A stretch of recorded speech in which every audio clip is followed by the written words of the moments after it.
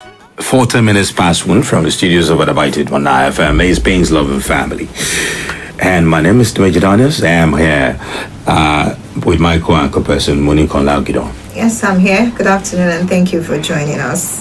Okay, I don't know if you've heard this before. Every year, approximately 21 million girls between the ages of 15 and 19 in developing countries get pregnant. And, of course, 12 million of those actually give birth. Of the estimated 5.6 million abortions every year among girls between the ages of 15 and 19, 3.9 million are unsafe. And this contributes largely to maternal mortality, morbidity, and other health problems.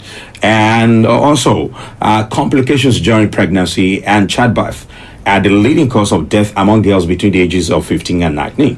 And this is more likely to happen in communities where there is poverty and a whole lot of other issues. Today on the program, we'll be talking about teenage pregnancy. So we have with us in the studio. We have Udoku Adao. I got it right? Yeah, you got it. Udoku Adaobi Joy.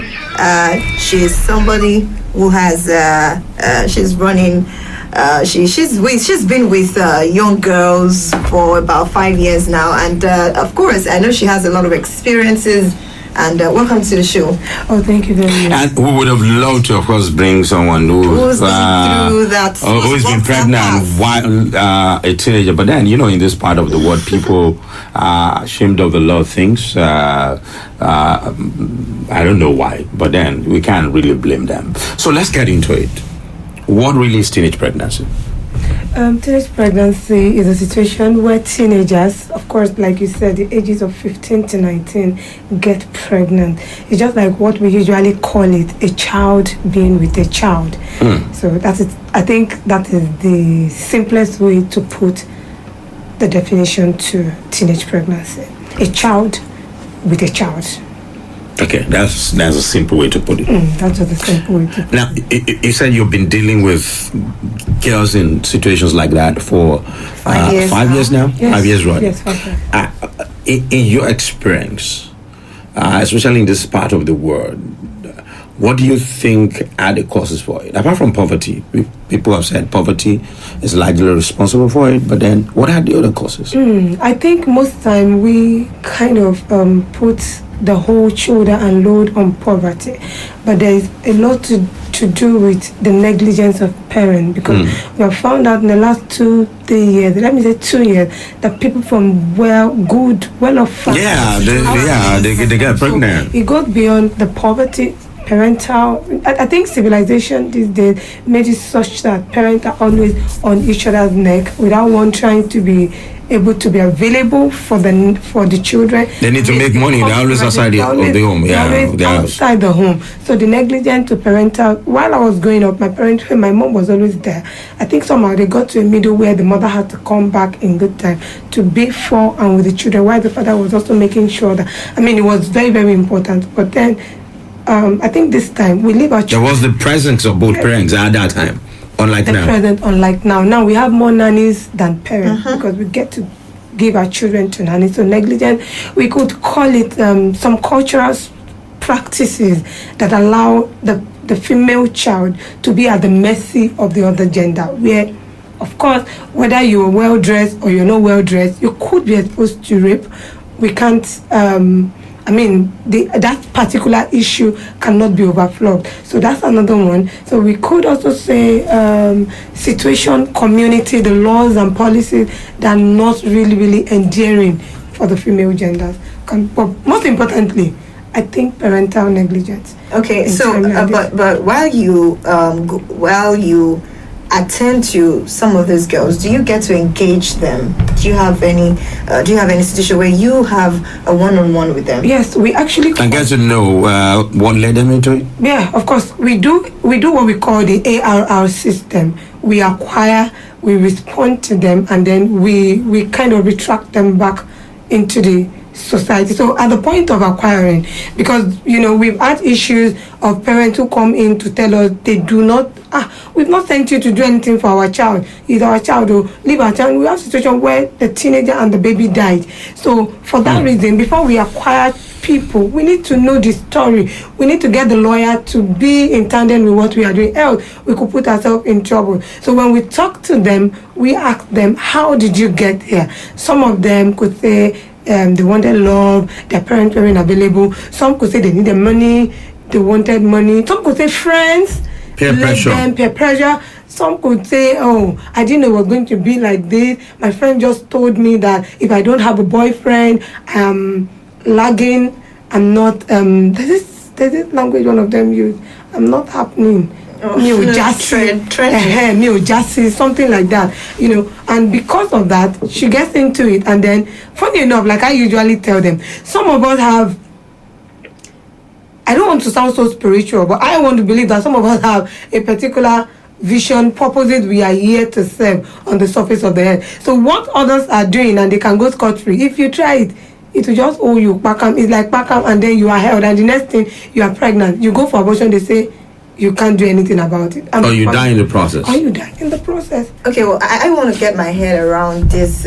What exactly is the parents' problem or the grounds of not allowing you get involved in the first place? Why you are explaining that for some parents, they may just say, just leave it like that, while you are trying to, in the course of help. What is the stance of a parent? What could be the stance of a parent? Sometimes we've got to know that sometimes family are involved with some of our pregnant teenagers. Yeah, where cousins get their... I was about asking that. Yeah. When you were talking about absentee parents or negligent parents, parents who will say, oh, go and stay with uncle so, yes. Go stay with so person, and then you don't know that uncle is already touching your 9-year-old or 11-year-old daughter, and then it happens, and they don't want it to get out of the family. They want to keep it within the family. Keep it within the family, and so because of that, can you call a big brother? I don't know, all those kind of things, and then before you know, there's little you can do if they are not giving their consent. Even when you take it to the court, you want to fight it. There is little they can do if the parents are not coming forth. And then at some point, if you're fighting it, the child could feel like she is alone and might decide to stay. So how do you judge a situation or acquire a child that you can't do that? Else, if anything happens, it could be a very dicey situation. From what we do, sometimes it could just turn out to be, they're acquiring babies to sell. They are doing this to this. So we are very, very, very careful on. So immediately the parents just come in to say, they are not interested, we fight it, we try a little, and we kind of answer. We can only pray and then support emotionally. We can give food, we can make sure we are there, to encourage and make sure, but then we cannot always be in that kind of person's life. Let me quickly ask you this. Some people have said that I read about a study that found out that media also has a role to play in contributing to teenage pregnancy. For instance, some of these young girls are exposed to sex on TV, films, and all of that, and we sometimes want to put it into practice. Is that so? The TV happens to be TV seems to be for me a far-reaching thing. Their phones. They don't even need to get to the TV these days. Their phones. They do porn and all of that. In fact, without porn, I am highly disappointed at the level of those we call celebrity in this community and society and country of ours. I am so disappointed. For me, I call them celebrities. A celebrity that cannot be positive for once. A celebrity cannot dress. All over the world. The problem all over the world. They will tell you sex sells, and that's a fact. It sells. So at the end of the day, we have young people, and they don't even want to be like some of us. They want to be like people. I have young people who will tell me, apology, I don't want to mention name, but let me say, who would say a particular kind of musician is the, and when I go to it, I'm like, God, how won't you get pregnant? Why won't sex be the top thing on your list as an adult? I mean, sex is everywhere. And even the lyrics of some of these songs. The lyrics are so lewd. They are so irritating. Even as an adult, when I listen to some of those music, I'm like, I am tired. I don't even know what to, So there's no way you listen to some music and it doesn't, as an adult, we can't deny it. It doesn't turn your head off and you are looking like, okay, who could be the next person that will be suffering this thing? I'm thinking on not to talk of children, teenagers, who who don't even know what control means. So they want to go all the way out, whatever they read in their novels, in their on social media, they follow people. I have a particular celebrity I follow recently. I had to block her. Why? She came out to say she wanted to advise young people, if you can't take care of yourself, go for married men. Okay, so how can my teenager who is presently not able to pay school fee not feel that the next man who is asking her out is an opportunity to meet her? Now, that brings me to, mentioning that. I also read that dating, that young girls who date older men are more likely to get pregnant than girls who date boys their age. In your dealings with people, my dealings, do you see girls who get pregnant from older men more than you see those who get pregnant from? No, I think except they were forced. For our record, I think most of the people who got pregnant for older men were forced. One, the second set were people who went way out into prostitution. Okay. And the highest we got were teenagers getting pregnant for teenagers. And it happened by let's call it mistake. They didn't know it was going to happen. They were told about some protections and they did their best to protect themselves. It wasn't happening. Or through not quite older, let me say people within the 20s who would have sold some romantic, tales to them to get them to be. It's really these days when you have novels and in our days we had M&B, in our own days we had I think one of the culture we cultivated was, despite what we read, our parents were in it. Yeah. If you come into my room, I have a wall of novel. I've been thinking when I get married, how am I going to move these novels? I have walls of them. My mom made sure she was in them. She read with me. She wanted to know what was going on in my head. And she was peeping through all of my windows. She doesn't sleep. In the middle of the night, if she's not, I used to call her Kilefe. Because if she's not sprinkling water on you, she's sprinkling anointing oil. If she's not saying Jesus, she's saying, she has that. I was in the boarding house. I attended Federal Government Girls College and I could have done Akure here. So I could have done a whole lot of bad all by myself. But then at the center of my head, it was looking as if my mom appeared at every point in time when I wanted to do something bad. She was in everybody in Federal Girls Akure, my set, knows my mom and my dad. She has this awesome heart. She would appear with, at that point where a teacher wants to complain with, they would just tell you, Joy, your mom is waiting for you at the gate. You are in trouble, my sister. Because she knows, as in she was all sensitive and out. Would you blame parents, because some people have said, like you said, some parents are not really doing much. Instead of discussing sex education with their kids, they tell you, if a boy touches you, so they don't really get that to discuss the nitty-gritty and all of that. Let me add to what Dimeji has just said. You know that parenting is a lot of work. Yeah. And I know that a lot of us became parents without being prepared. Oh, sure. Oh. So now when you get into it, you get to see that this is the work in it, and you probably do not identify in your own work. Do you see the advocacy towards the parents more than towards the teenagers? Did you get my question? I think, I do. One of the important thing about training is there's a place of nature and there's a place of nurture. We cannot underestimate nurture. If you miss it at that point, it is missed forever. And that makes it look like, our generation, our time, underplace the place of parenting. They make it look as if we brought you to the world. I'm not accountable to you. I am accountable to every child that I bring into this system and into this world. And that is because I have a goal. I have where I'm going to. I have people who have children and they sit around their table and you're jealous that you are accomplished.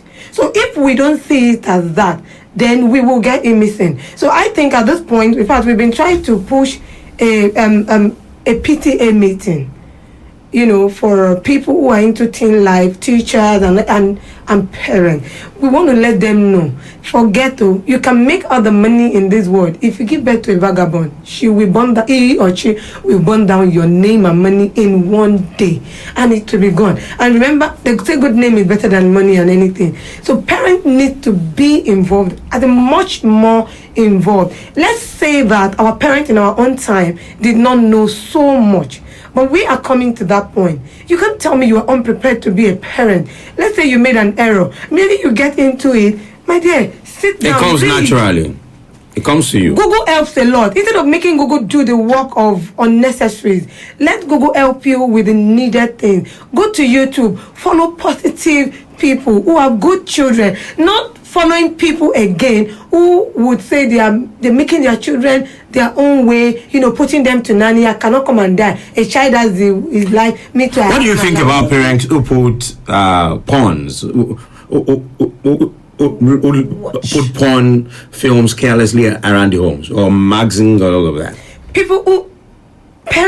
I was in a parent meeting, I think before I traveled, and I told them something. I said, see, you cannot have growing children and be careless. You can't. You can't have growing children and be careless. I mean, I don't know how people do it, but we need to tell our parents the truth. We can't keep hiding under the cover that we are busy making money. These children should be the money we are making. You can have children and be careless with speeches, with things you throw around, with films and movies on your phone. Even the way you dress. The way you dress, you can't be careless. You can't. As far as your baby is 2 years and up to 20, you cannot be careless until they are out of your home and you can vouch. In fact, their adulthood is not even by age these days. But some of them are 25 and they are still too much of a baby for me. So until they become an adult that you can vouch for, you can put your hands on them and say, this is a child I think I know I have well trained. You cannot be careless. You can't say words anyway. You can drop magazines anyhow. You can't, in fact, your friends, if you have terrible friends because of your children, put them away. If you have even some of the films, normal films, you think, foreign films, they are normal films. But there are some things that are soft porn. Yeah. I mean, I don't know. I'm not thinking my parents are the best parents. My dad happened to be a very good, I don't want to say terrible because I'm on radio. He was a very good, fantastic father because he could beat the hell out of you. I didn't see that as a good side, but I remember that no matter the movie we were seeing in the house, before that movie will come out in the morning, my father would have seen this movie at night. I am not joking. Mr. Udoku, Reverend Udoku will see the movie in the middle of the night while all of you are in bed. As in, it will do the screening. It's not screening. Private screening. By the time he's bringing it out in the morning, you just see movies. Daddy, why did you buy this movie? And that's it. He wouldn't say a word. But a movie coming into we didn't grow up with DSTV. We didn't grow up with good. Everybody had these antennas. Satellite TV. This satellite that used to be like, we had it in my house. My father keys it. They did not burn you where to open it.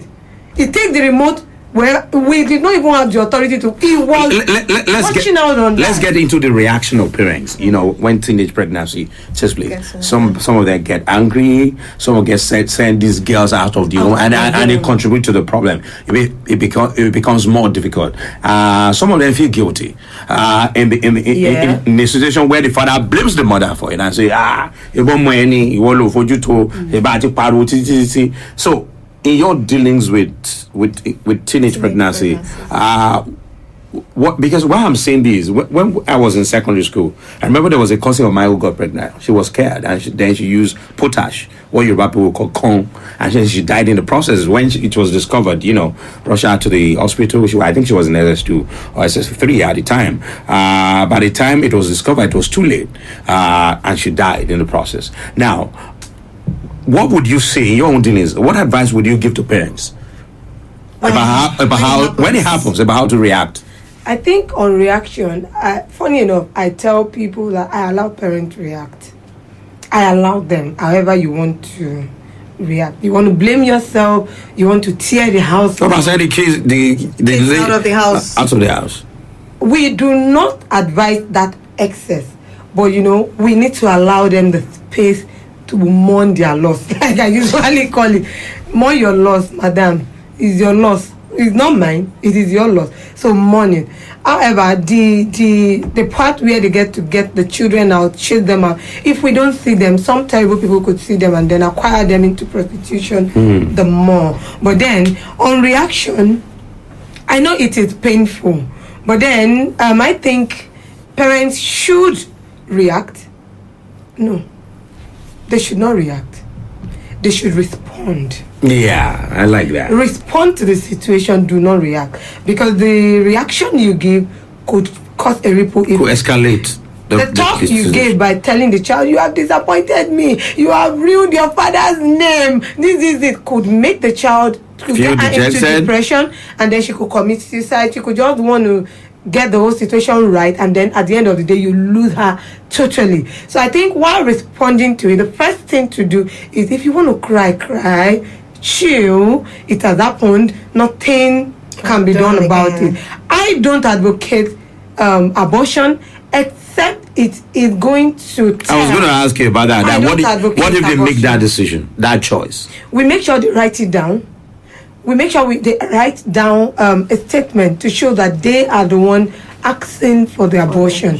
Usually we do a medical evaluation to be sure that the baby would not stand in the way or in the way or be harmful to the teenager. For all the teenagers, the intending mother is much more important than the baby to us most time. So if it's not going to be harmful, we allow them keep the baby, and then we see her.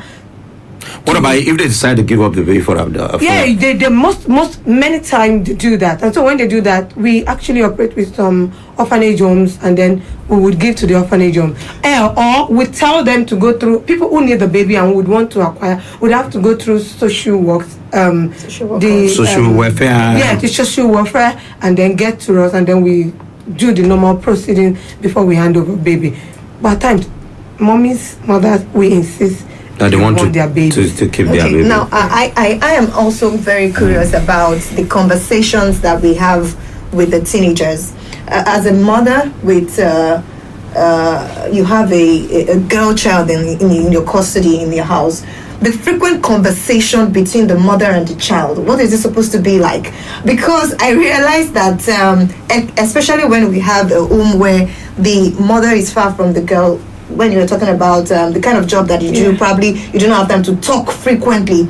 Now, if you have a girl child in your custody and you're not having some regular conversation, take for instance a young girl in your custody who does not even know, or who is not free to talk about the boyfriend girlfriend thing, which is happening in school. Of course, we know it's happening at you can't do anything about it. It will always happen. It will always happen, but then that it's a reality we have to live with. That conversation in the home, what is it supposed to be like between the mother and the girl child?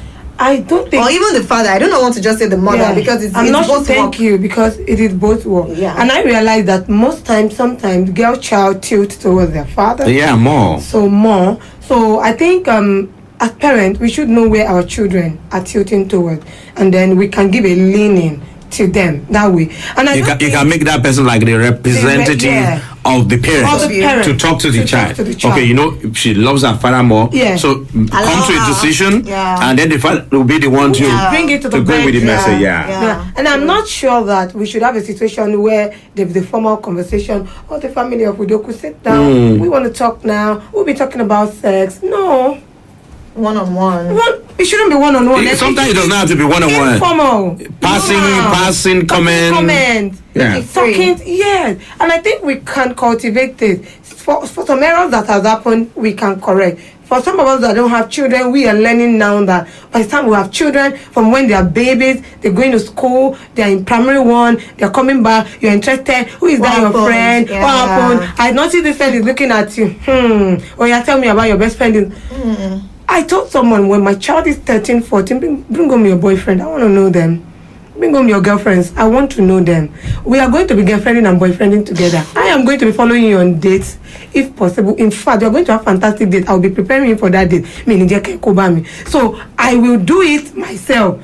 Prepare you. Such way you are free. You're open to say, Mom, you're not hiding on that one mango tree in the neighborhood. Because you feel that I think one of the ways that parents don't really see, they feel that the issues of discussing this sex education, boyfriend, girlfriend, will be the very point where their child, especially the girl child, will just become so wild. Is a lie. You need to get your child to be able to talk to you. If they can confide in you, everything is well. Because if they are going to be able to tell you, imagine Femi mommy today was talking about my boobs and was saying my boobs will be, and you look at her and say, instead of saying going, he's Femi mad.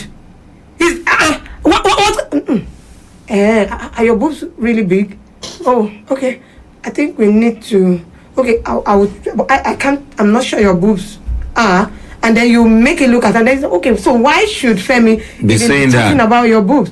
What got you there? And then she goes, and then you come back and well, I think it's just then. I and Femi have a conversation.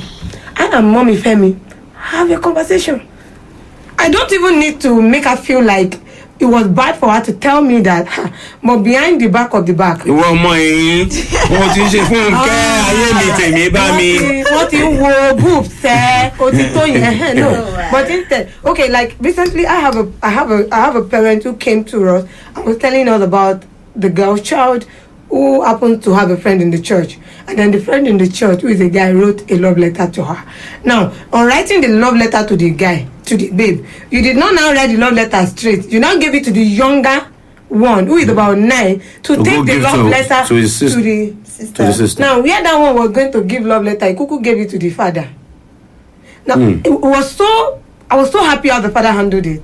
Then called the girl, okay, so you are now receiving love letter, tell daddy about it. So, and they spoke about what love should be, all this. And then they took the letter. He said he went to church, made sure he was sitting around beside the boy. And then they started talking about love. So you love my daughter? Okay, I think you guys should get married then. I think that's the next thing. When we people get... So that was it. And then the guy was like, no, he's not ready to get married. And then, so you're not ready. And I really want you to... No. And then he got to talk to the guy as a father what the boundaries should be. Invited the family to dinner and they became family friends. Tell me how family friends we end up messing up, knowing that daddy's eye is on them. I mean, there could be errors, there could be mistakes, there could be time where these things can happen. But you can easily manage it. You can easily manage it. Can easily manage it. Okay, let's talk about, I think our focus has always been on the girls now, because we're talking about pregnancy. What about teenage boys who get involved in all of this?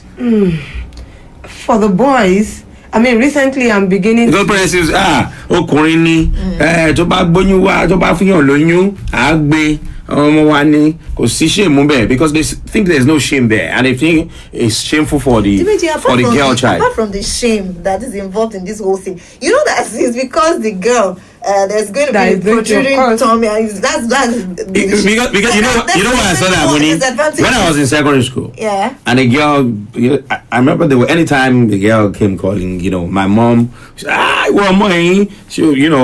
and my dad would say, I'm an only boy, even up to now, only son. My dad would say, file.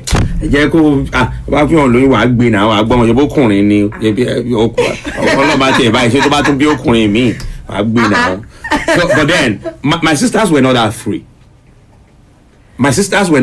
Oh, yeah. They could not bring boys around. Now, if as a young boy, growing up, if you were not careful, and then your dad says something to you, if you were not careful, you could get into it and then impregnate somebody. A girl, because there are some fathers, there are some parents like that.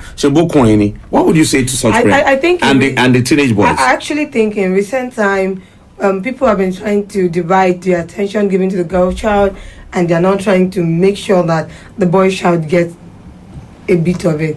And I think in time, in fact, they should get more and be more responsible. Time, because I realized that the focus was on the girl child due to what had been happening in the past and how it evolves around the girl child. And like I usually say, we put so much into the training of a girl child because we feel that it's only the girl child that can embarrass the home, that can bring disgrace, a sin disgrace, a pregnancy is a sin disgrace, to the home. But I think the boy child has a lot. We have a lot to do. If the society is going to be a good place to stay in, the world revolves around the men. And so if we are going to make better men, I think we're going to have better boys. They should start from being better boys. Better boys, better men. We're going to have a better society. Because they are the basic manipulators of so-called evils that happen around us. So I think that we need to really. I'll give quiet on that. I'll give quiet. It's better because I grew up with sisters. I grew up with 7 sisters actually. Wow. So I think parents should really, really pay attention to their boy child. In fact, we've been shouting in this. I think since last year too, I think a lot of advocacy has been going around on the boy child, the negligence, around because the boy child too, you never can tell why a boy child want to sleep with a young person like it. He could be depressed, he could need love, he could also need attention. And I tell people that when under feminism, I used to say this, that the men actually aren't my problem. The men aren't the problem of the world. I think they are the laid down rules. And the men themselves are sufferers of these laid down rules. Because the men, as men, you are being told you're a man. You have to be a man. You have to be a man. Be a man. Okay, 15 minutes before 2 is St. Payne's Love and Family from Adabited Pana FM. We now take another musical break, and this time is coming from Fast, Child of the World. Yeah. Go. NigerFlavor.com. I pull up her mother's eyes, she be trophy daughter. Mommy raised her, daddy never dropped $1. Daddy ran away, didn't wanna have a child. Mommy wasn't ready, still remember how she cried. But time flies, all I want is in the past life. Sholati my short, but body to the large size. She just collect law degree for Unilag. First class in the back, make her mommy to the brag. She went to be an intern for her uncle, just a little hustle before she go to law school.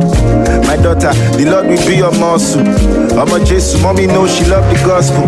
But Uncle Peter Agbaya, I like me teach you. One late night became wild in the sitting room. Uncle, please stop, shh, be silent.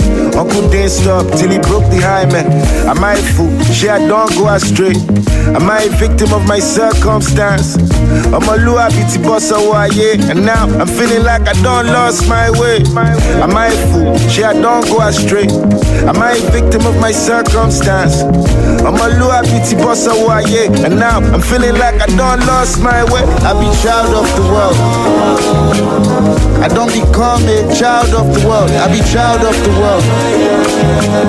I don't become a child of the world. I be child of the world. I don't become a child of the world. I be child of the world. I don't become a child of the world. Yeah, she don't they look for that thing she did resist before. She never had a daddy figure, so she need the love. Uncle Peter don't create the beast, he can't tame the stuff. She like make you rough, she can't have enough. She met some ladies where go like rub shoulder on some quick business with a high turnover. Say if you ride stick, you go ride Range Rover. Aristo PLC, share you want be stakeholder. Now be sugar daddy loving every day. She know they get the pay. If you get the dollar, spend the cake. No they negotiate. She's in deep her whole life, don't the terrorist. Many bellas she don't get, she don't terminate. Queen runs care, she don't get any competition. Go me no senator, she's giving every politician. Somebody tell them say the consequences, no they likely. Until she tested positive to HIV.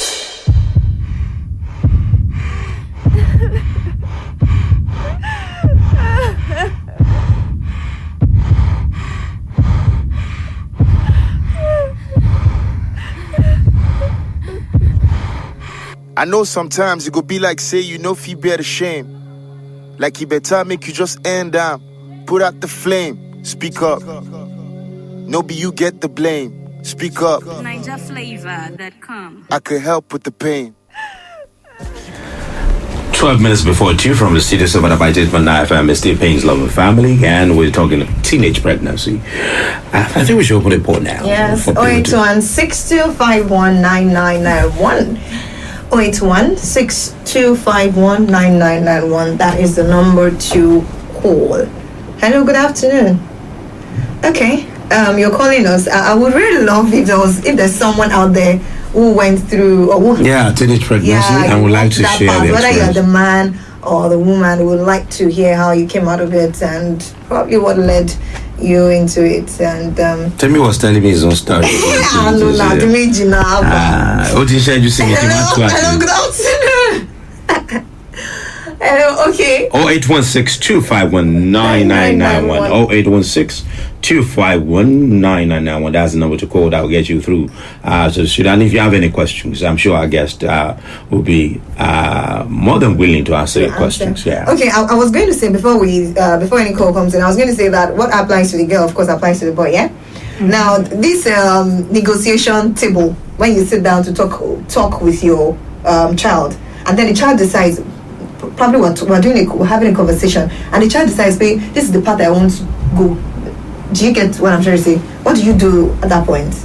I think we have instances. That is why we have people who have made errors and people who have made it. And that is why who pull through. Yeah, people have to put them through. And I think as child, as one of the things I want to do, I hope, so help me God, that I would love to do is to have. Okay, I think we have the call on the line. Let's quickly take this. Hello. Okay, just keep trying. 0816-251-9991. all right. I think one of the things we should do as growing people, parents now, is to have records of situations on ground so that we can play to our children, let them understand cause and effect. I'm not going to force any child to do the right thing. I'm going to tell you the nature, God will forgive you, but nature will never forgive you. Hello, good afternoon. Okay. Maybe it's the network this afternoon. 0816-251-9991. Maybe the network is uncooperative. Just keep trying. 0816-251-9991. That's the number to call. Okay. Okay. So I forgot what you were saying God will forgive you, but nature will not. So if you get pregnant and your friends advise you to go for abortion, well and good. If you abort once, twice, 3, and then your womb comes out, and at the time you are ready to get pregnant again and you don't have a child and you'll be going to the hills, I'm going to tell a child, I'm not going to be going to the hills and mountain to pray for a child. I'm going to be doing all I need to do now so that you will understand the cause and effect. And for a guy, then you decide to go with bag and baggages, and then you have an extra child here, one child here, one child. By the time you're ready to settle down, you already have 3 extra children outside. My dear, that's a lot of baggage to bring into a marriage. And then maybe by the time you're telling a woman, I'm sorry, I got somebody pregnant, showing your irresponsibility. We need to tell them. Some women will not even go for it. So we need to tell them there's a cause, there's an effect, and we shouldn't underplay the place of telling God will forgive you. And God will forgive you, you will suffer. It's not this thing. Simple. And it is not about you will suffer and then you are not telling them the suffering. Very many examples. 1, 2, 3 shows your part. I think that should be the conversation rather than letting them know. No, they need to know that it is tangible, it is possible. If you need to put them in the clinic, get across to people who have gone through so that they can learn. At the end of the day, I know that I'm praying that God doesn't give us vagabond, but I know that there are children that will never hear until they make mistakes. I'm also praying for strength for such parents. Oh yeah, to go through that situation. Okay, 0816-251-9991. 0816-251-9991. We don't know what is happening with the network this afternoon. We just hope that it gets better. Let's talk about the laws, because one of the causes of teenage pregnancy could be rape. Rape. Sometimes the girls are not willing, they're not ready, but they are raped maybe by somebody they trust. Could be a family relation, could be a teacher. We've seen instances where in secondary schools where teachers rape their female students. Now, what do you think about the laws? Do you think the laws are enough? I think it's getting better. At least we are getting somewhere in time like this. Lagos has put up a whole lot of good. Yeah, Lagos. I know about Lagos. Yeah, I know about Lagos. I think Ondo State has done something like that too, putting in place the policy. Or your state also did something like that because it got better for, unlike when we go to report to the police that a rape issue happened and we are not able, we don't have a tangible evidence to go with it because perhaps the child already washed up before telling us, But these days, immediately it is being spoken about, we begin process, such person is brought to book. But I think the law still need to do more and more without telling us, it's not possible, especially when it deals with people who are up there to do that to young people. Hello, good afternoon. Hello, good afternoon. Good afternoon. Finally, what's your name? Barista from Ondo State. Okay, please go on. I think I do not absolutely subscribe to the guest speakers. Go ahead, we're listening. Please go ahead with your own contribution. Hello, but my own appeal I want to make is to tell the parents that are listening to teach their children sex education. I think that is very, very important. Okay. Thank you. Thank you very much. Let me quickly ask you this. What would you say to those who are entrusted with young girls?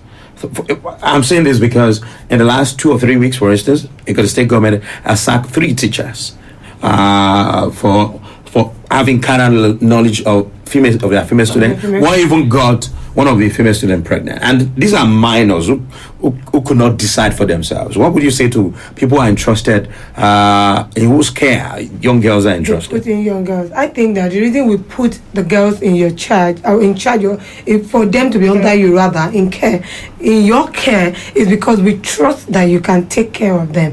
And I think at that time, the trust we invested has been betrayed. Yes, has been betrayed, and then that should not be happening. I think we need to also have a platform where caregivers are also brought to understand that the fact that a child is even not well dressed before you should not give you a reason to have a carnal knowledge of them. I think we should take hold of what the place of trust is very, very important, should not be jeopardized.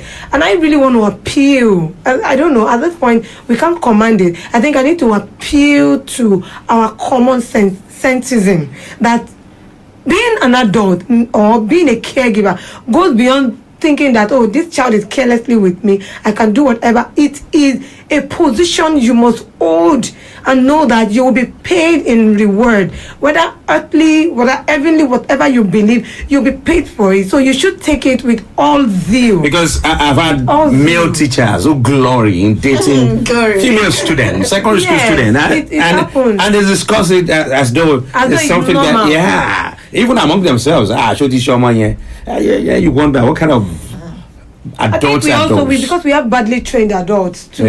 Before we let you go, we do not have. I don't know what's happening with the network. So we're just looking it up from taking calls. But before we let you go, perhaps there is a young girl listening to us. You want to say something to her? Who's going through that? Who is it? Yeah. Who's pregnant? Yeah, that's not the end of the word. You are pregnant with another child. That's a beautiful thing inside of you. I want you to hold on, get a grip. It's going to go. I mean, this time, we always say it will pass. It will pass, and you don't need to get depressed. You don't need to feel anybody is better than you are. It is a process, and you will go through it, and you will be fine. You will come out and you'll be fine. You have your baby. It's just a stepping stone, to wherever you want to be. It's going to be a lesson for you. You never know. Maybe that could be a... Okay, I think we have a caller. Maybe we'll try and take this way. Hello. Hello, good afternoon. Please your name and where you're calling from. good afternoon, Michael. Okay, go ahead, please. Turn down the volume of your radio set. Yeah, how are you doing?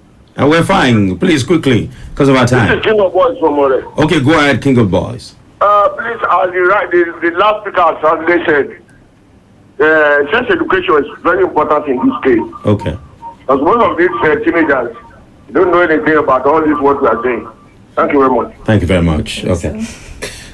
I think that's it for phone calls. Okay. I think that time is past me. Anything you would like to add? I don't know. I think that's fine. You'll be fine. I think that's it. Just talk to someone. What about the support system? I think the support system. Please, I think our parents. Please, it has happened. It has happened. There's nothing we can do about it. Just let's take the process. Get to a doctor. It will be fine. Please do not force a child to go through abortion. Please. Against their will. Against their will. Please. It will be fine, I guess. Oh, okay. So we have to go. Thank you so much for coming on the show. Thank you for inviting me. Next week, Friday, will be another time on pains, love, and family. We're asking you to have a splendid weekend. My name is Benji Daniels, and thank you for being part of the show. Join us same time next Friday. Morning Kola is my name. Bye-bye. Sweet music from NigerFlavor.com. Masterclass on the beat.